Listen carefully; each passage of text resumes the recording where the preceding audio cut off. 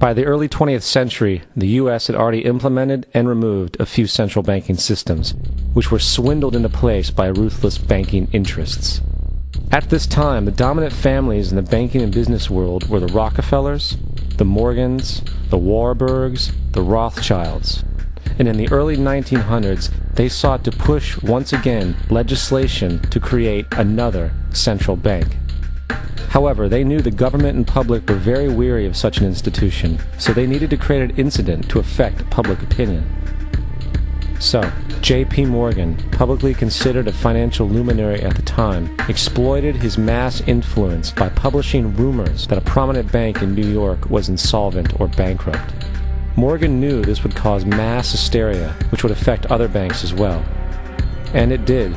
The public, in fear of losing their deposits, immediately began mass withdrawals. Consequently, the banks were forced to call in their loans, causing the recipients to sell their property, and thus a spiral of bankruptcies, repossessions, and turmoil emerged. Putting the pieces together a few years later, Frederick Allen of Life magazine wrote, "The Morgan interests took advantage to precipitate the panic, guiding it shrewdly as it progressed." Unaware of the fraud, the Panic of 1907 led to a congressional investigation headed by Senator Nelson Aldrich, who had intimate ties to the banking cartels and later became part of the Rockefeller family through marriage.